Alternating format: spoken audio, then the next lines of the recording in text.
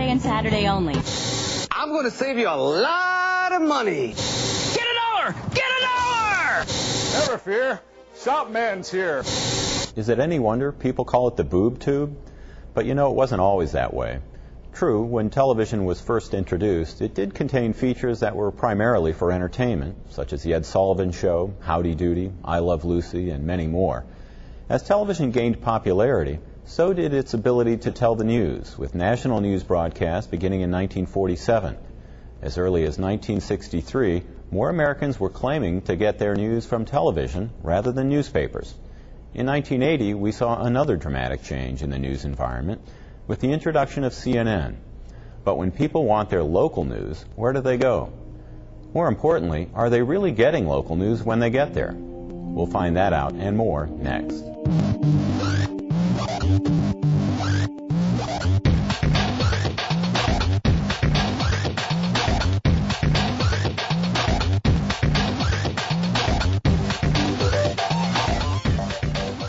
When you watch a local newscast on television, you're actually seeing the end result of a very high-pressure, quick turnaround performance by a station's news staff. I don't believe most people who watch it realize the enormous pressure that the people who make it are under to get on the air at all. They could be covering something on the 6 o'clock news that happened at 4:30. You know, I mean, in our series, there's a really crucial event, and one of our main characters is covering that event, and it's going to be the lead at the 6 o'clock news, and it starts with a press conference at 4:30 that afternoon. How do you do that? I mean, of course you have live trucks and whatever, but how do you have the thinking time? The pressure that I'm talking about is the time to think about what it is I'm going to say and how I'm going to present this. We began our study of local news with an in-depth look at all the local Cleveland and Akron news stations for the 24-hour period of August 30th, 2001. These stations included channels 3, 5, 8, 19, 23, and 43.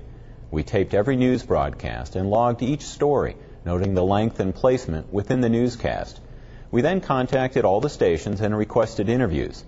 Channel 8 and channels 19 and 43 declined our request to participate, but we did go to the remaining stations and talk to some of the reporters, anchors, and news directors, trying to get some insight into their priorities. There was a time where the emphasis on local isn't what it is now, but for a local station like this one to succeed, you have to have an emphasis on local news, and you have to do it well. I always say personally that this isn't my job, it's a vocation, and many others who work here feel the same way. They're passionate about wanting to be in the news business.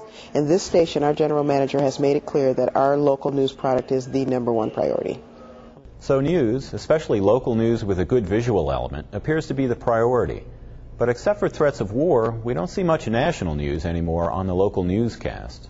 At 6 o'clock, you'll have very little national news because we're following an hour block of news, and we precede a half an hour national report of the news with World News Tonight. At 11 o'clock, I wish we did more world national news. We do the larger stories. Our time is so fleeting that we probably tend to do not as much as we could. And there's always pressures, such as myself, trying to get more covered when the people who are covering the local beats, of course, want to protect their turf, too. And people have too many choices for national news now, as you know.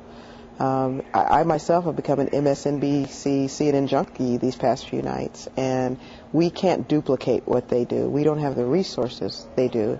So it's a better strategy to go after local and do it well. We know that if people are going to tune into our product, they want to see nothing but local. I mean, they're turning off national. They've already seen their traditional Northeast Ohio newscast. If they're going to tune in to watch us, they want to see nothing but local. You're not going to see Tom Cruise and Nicole Kidman getting separated. You're not going to see Anne Heche's interview, not even for 20 seconds. Armed with this knowledge, we returned to the 24 hours of footage we logged to see how well those claims held up. And we discovered some interesting things. First, there is a definite difference in the amount and style of news presented in a morning broadcast compared to an evening broadcast. The 5 o'clock's an hour, and the 6 o'clock is a half hour. So you do have a tighter news hole at 6 o'clock. We try to tell a lot of stories. So by nature, they're going to have to be shorter to fit it all in. Viewers wake up in the morning, they don't want to get slapped upside the head with murders. They want to wake up and be sent off to work feeling happy and yet informed at the same time. And yet when they come home, they're in a different mood. They've been up all day, they've heard about things all day, now they want to see it, and they want to cut to the chase. And they're hungry, they're tired, they're fatigued from their day's stress and strain, and yet they're also thirsty for what's happening in their community, and they want to take a quick pulse check of what's happening in the world. In an average 30-minute evening newscast, once you take away commercials, sports, weather, and coming up next, you're left with approximately 12 minutes of actual news stories. Then when you back out stories such as should you buy a tongue brush, Madonna's new line of condoms, and Michael Jackson's day on Wall Street, stories we could designate as fluff, you have only 9.5 minutes of actual news per broadcast left. 9.5 minutes amounts to less than 1/3 of the newscast devoted to news.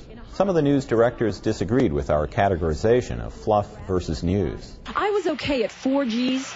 At 5 and 6, the world got a little gray. And when we finally pulled 7 Gs, I left for a while, or as Dan calls it, went to my happy place. Okay, at 5 o'clock in Susan's piece, you did see her pass out. But I would say that was newsworthy because it was the weekend of the air show, and people are kind of interested in what goes on there, what would it be like to fly with this pilot. So I think you have to keep in context the day it was. It doesn't necessarily have to be a hard story to be news. And I think that's one of the traps of crime. Because if you define it that way, then you could have a 90% according to that definition. With only about 9 minutes of news making it to air in an evening news broadcast, obviously a lot of discussion must happen behind the scenes when determining which stories make it to air. Just how are the individual stories selected, and who has input into this process? When it comes to the decision of what to cover, I ask myself, what relevance does this have to me? What does this mean to me? Do I want to know this? Should I know this? And even if I perceive that maybe the audience isn't quite interested in something, if I believe through my experience, and that would be life's experience and my professional experiences, that this is something we all ought to know, I will make a very strong suggestion that we cover that story. In the news operations, our managers control the content along with our staff. I mean, we value the public input on what we should be covering. We hear from our reporters, our anchors, our news managers. We all have a hand into what's going to be covered in any given day. I get emails, phone calls, and observe situations on my way to work that I toss into the hopper. With input coming from so many areas within a news organization, you would imagine that each news broadcast would be very different from station to station. But it seems that news broadcasts from one station to another look more alike than different. Well, for one, there's a lot of the same people. And there's been lately a lot of flow between the stations of certain people. And in the industry, it's not just here in Cleveland.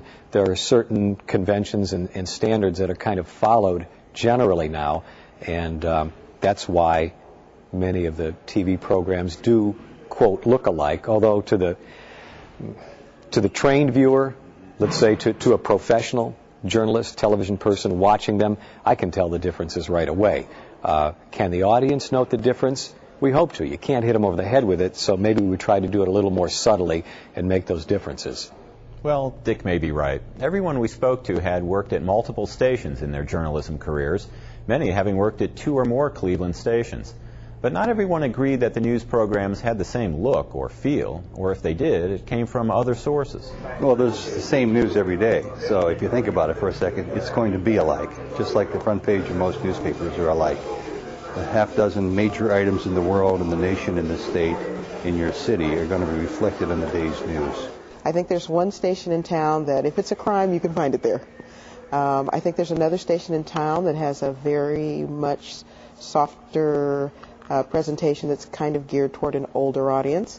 There's another station in town that I think is a little tabloid. And there's another station in town, us, who I think is a little more balanced than that. I mean, we understand that we can't just put on stories about urban sprawl. But we do recognize there's a place for it in our newscast. We try to balance the entertainment, if you will, the infotainment value of some of the news product with teaching people things, to try to teach people something when they invest 30 minutes in you. Now let's take a deeper look at the type of stories being told. First, we need to understand the local news audience. My target audience is everyone who lives in the Northeast Ohio area and has any interest whatsoever in the events that are going on in their own community and in our broader community. Our audience is probably 25 to 34. I mean, obviously you have some younger, some older, but 25 to 34. Our target audience is women 25 to 54. That's the most profitable advertising market that's out there.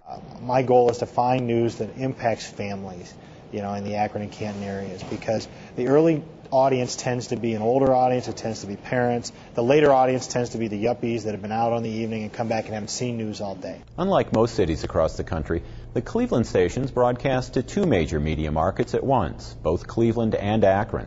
For over 30 years, Akron had its own television station, broadcasting news, Channel 23 WAKC.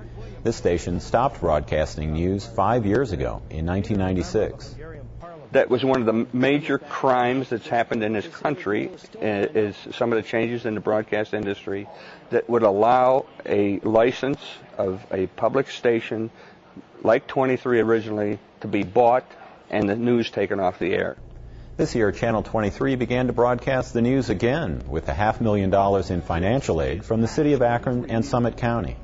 We did what we would do for a lot of businesses that are coming in. And the space was improved and the build-out was basically paid for by the county and by the city and by money from Bud Paxson, who, and it's probably too complicated to get into, but Bud Paxson had given us some money to set up a fund to help start television news. And so that money actually turned around and went back to him, which I thought was interesting. To really understand the importance of Akron to the Cleveland media market, you need to know that the Cleveland-Akron area is made up of approximately 1.5 million television households. Of those households, 38% live south of 480 in what is considered the Akron-Canton market. If we look at this southern area alone, we would have a market similar in size to Las Vegas, Nevada, or Jacksonville, Florida. Or think of it this way, Jacksonville, Florida has its own NFL team. Within the state of Ohio, we'd be similar to, but larger than, Dayton or Toledo. For many years, Akron was probably the largest city in the country without a commercial news station. Given that the Akron area media market is so large, how well do the Cleveland-based news stations cover Akron events? We try very hard to cover them all. We can't cover North Canton like we cover Cleveland Heights to the same degree, but we try to make sure that if there's some significant going there, it's going to be on the news at 5 o'clock. Viewers are finding out now is maybe they were a little frustrated with Cleveland news for the last 5 years, and after they watch us, then they get really frustrated with Cleveland news because so much of Cleveland news isn't even Cleveland. It's runaway rafts in Lincoln, Nebraska. It's wildfires in California and Florida. It's the bear on the loose in Montana. And, if you just take away, those are 20-second stories, but if you add them up, that's a minute. It's a day-to-day setting of priorities about what's important. As we get closer to the mayor's race, obviously that amoeba might become a little more Cleveland and it'll move back to the suburbs a little bit. But we have to decide that every day. And we go over the morning meeting and we all step back and go, ooh, everything we're covering is in Cleveland, that's bad. In spite of the sentiments expressed, in the 6 o'clock news on the particular day we reviewed, 2 stations aired no Akron news, and 3 stations each aired one story, all on the same topic. Yet on the same day, Channel 23 was able to do an entire 30-minute news broadcast using only Akron area news. At the Columbia University Graduate School of Journalism, a research study has been underway for the last 3 years called the Project for Excellence in Journalism. They've been studying the local news programs of stations across the country and have found some interesting results. One that's appropriate to Akron is that stations with rising ratings covered notably more of their communities, about 10% more than their competitors. With that in mind, we tried to find out why Cleveland stations appear to walk away from the Akron segment of their viewing market. I think they're sticking to their philosophies. They think they're doing a good job. Channel 8 has obviously improved its presence publicly with its shop in the mall, and I will see more reporters down here. But again, it tends to be coverage of stories that are already published, and it tends to be stories that are spread out throughout the entire Cleveland newscast. Channel 5, I can't figure them out. I mean, for Channel 3, I've been running their Akron office now for 8 years, And I think they've had 5 different reporters come in and out of that office. We're not giving up on Akron at all. We're probably more aggressive. I think if you had a chance to page through our news producers' notes, our news reporters' stories, and our typical news cast, you'll find pound for pound more news attention focused on Akron and Canton in spite of their new news outlet than ever before by this TV station. Channel 19 still has no presence down here. I mean, their Akron office is to set up a live truck next to Adventure Place. And again, it's usually a crime story. You know, I mean, there are days when Akron leads the newscast, and sometimes it's 2, 3, 4 stories because it's a heavy Akron news day. But how often are those not crime-related stories? And just what part does sensationalism play in determining which story to cover? Part of the issue has to deal with budgets and not having a team of reporters to do a variety of investigative reporting. So how does a station cover crime stories without hurting its reputation of being a serious news organization? Every story doesn't have to have a body bag in it. If 2 drug dealers kill each other and there weren't school children within the gunfire, that story may not relate to everyone, but a Crime Stopper story, which we carry, might help to put somebody behind bars. And one of the things we've really tried to do in the past couple of years is not cover so much crime. And I got to tell you, there have been times when people go, oh, look on channel so-and-so, they got a live shot on a murder. And we're like, well, we'll send a camera, but that's probably all we're going to send. And that's really hard when you want to compete. We can't ignore the big crime story, just like the Plain Dealer and the Beacon Journal and the Repository can't ignore them. The viewers are partly to blame for that, because if you tease 2 stories on one night and one happens to be, you know, a major crime and the other happens to be the reform of Social Security or the health care, which affects far more people, people tend to tune in for the crime. So it's the chicken or the egg. Are we giving them crime because that's what they want to see, or they want to see crime, therefore we go get it? Giving the people what they want is a dope pusher's argument. And you talk to people in television and in news, and they say, well, we do this because that's what people like. Crime footage is very visual and can be compelling. Some of the biggest national stories of the last few years and the last few weeks contained very visual elements that many will never forget. Is this why stations cover crime? Because it's really easy to cover crime. It's really easy. Crime is easy, which is why so many stations focus on it. Crime coverage is usually done because it's easy, it's shocking, it gives good pictures. This is cheap. All you do is send a reporter out in front of a piece of yellow tape and you're covering a crime story. But what happens to the stories that come from City Hall or the school board that may be important but are less visual? They may be passed over. Very hard to talk about the education story that's going to take 3 PhDs to try to explain credibly, and I don't know if I'm going to be up to it today. It's going to be a very tough sell. What about knowing that if you're going to cover complicated issues, you can't do it without thinking about it and without having time to get the sources that you need? Everything's got to move quickly. Government doesn't. It has to be visually compelling. Government news isn't. And it has to be digestible. A lot of what we do here in government, you can't explain in 14 seconds. You can't explain in a minute. If the visual element is there, that might not make it in favor of a story that has a more compelling visual element. That's just the reality of television. Obviously, how visually compelling a story is plays a big part in whether it goes on the air. But once that decision is made, a second, sometimes just as difficult decision needs to be made by the newsroom. How much time can they dedicate to the story? The Project for Excellence in Journalism has found that successful stations air more long stories and minimize the number of very short stories. But even with this information in hand, the decisions aren't easy. That's the trick of the trade, is to be able to make that story interesting and relevant and compelling and put out all the facts and the emotion of the story and jam it down into 90 seconds and do it 5 or 6 days a week, 52 weeks a year for 10 or 20 or how many years, and it gets tough. How does a newsroom know that it's on target with the right mix of stories and story lengths? One immediate feedback method comes every morning with the latest set of overnight ratings. Not only do ratings give a quick indicator of the success of a program, but they're also used to determine the pricing of the commercials within that program. So the better the ratings, the more profitable your program will be to a station. The whole issue of ratings is a battle within many newsrooms. Ratings come into play in terms of strategy, but again, I think that the biggest steps we make is understanding who's watching the show and who we want to watch the show. We don't react every day like, oh, this is the ratings, let's change what we do. Let's see, how many bosses are going to have my head on a platter for what I'm about to say? I don't like any of the sweeps promotions. When you tank, when you've had a bad day, it's not an easy thing. The overnights I look at, and usually they end up in the circular file not long after. As much as they would all like to ignore the ratings and simply do the news, they aren't able to do that for one simple reason: money. Well, sure, we're a business.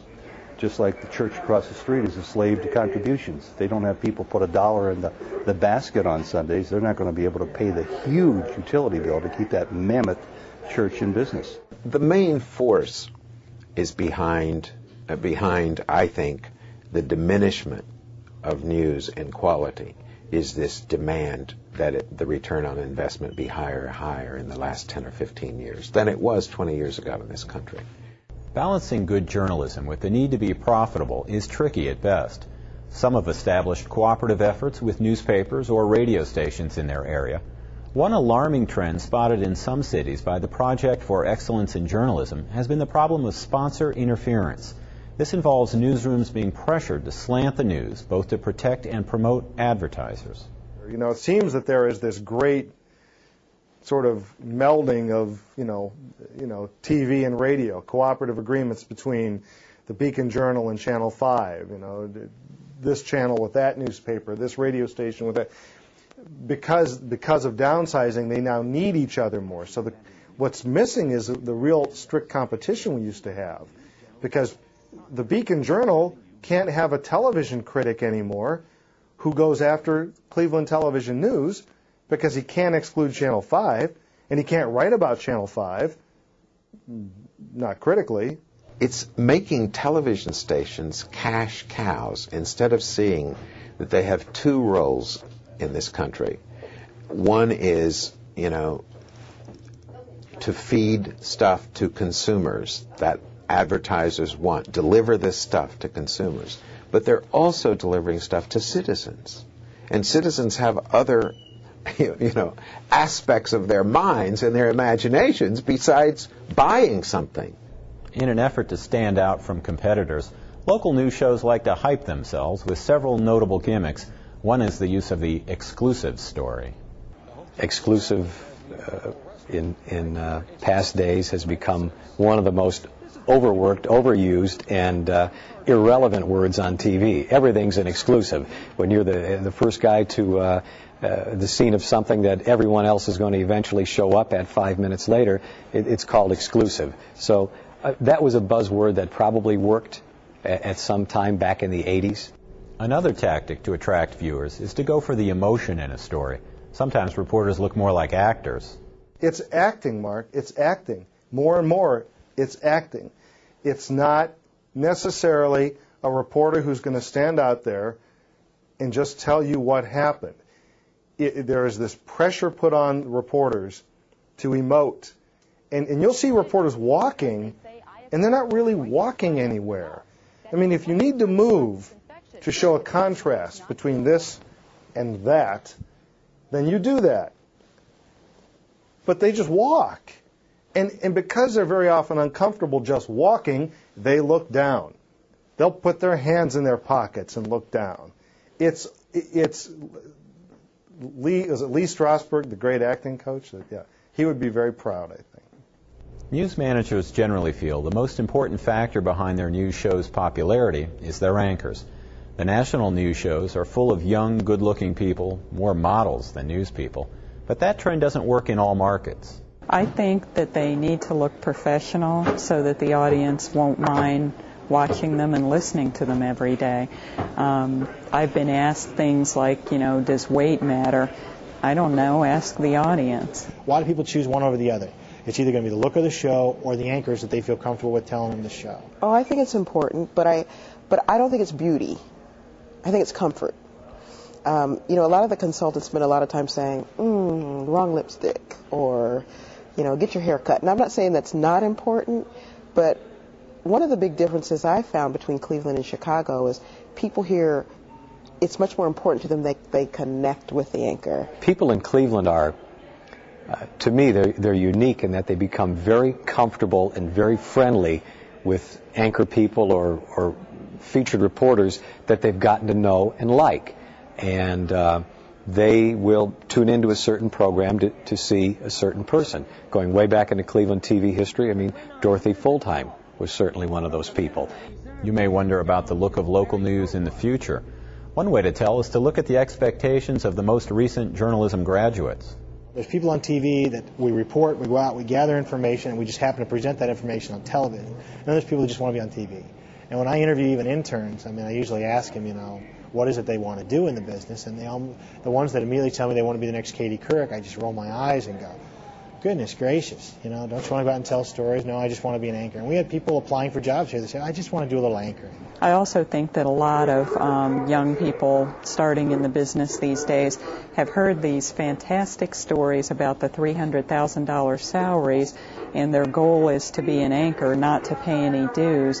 And their goal is to be 27 years old and wear a Movado watch and drive a BMW. I have found in the past maybe 10 years that, obviously with exception, it's a different breed. It's all about the look, the being on TV, and I'll say, how about a writing test? And they'll be horrified. And when you quiz them, there seems to be less emphasis in their education on really good writing. In 1950, only 10% of all households had a television set. Now almost everyone has a TV. Because of the power of television, we've experienced almost firsthand the assassination of a president. A worldwide audience of 1 billion people, the largest in TV history, watched war being waged in the Persian Gulf. More recently, the horrific terrorism acts on the World Trade Centers and the Pentagon brought all programming to a standstill, even on non-news channels. Local news stations cannot ignore events such as these, and they can translate them to the local news level. We had the idea and the ability to run on 2 stations, run nothing but network on 3 with a little caption that says if you want local, turn to 23, and vice versa on 23, running 6 hours up till the 6 o'clock news of nothing but local coverage.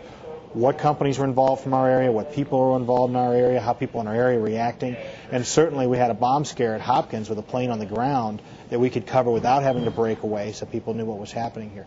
We had an opportunity and we seized it. I actually think the shock to the system the country had 2 weeks ago is going to change journalism, and I think it'll change it all the way down to local news. I hope to God it changes it for the better. According to the Pew Center for Civic Journalism, local TV news continues to attract a large regular audience. 61% of Americans follow it most of the time. In addition, more than half of the Americans surveyed said they watch news with a remote control, switching channels when they don't like the topic. Local news officials tell us they want to improve the quality of their product, but as we've seen, the story selection and presentation are heavily influenced by many factors. But the biggest factor is you, the viewer.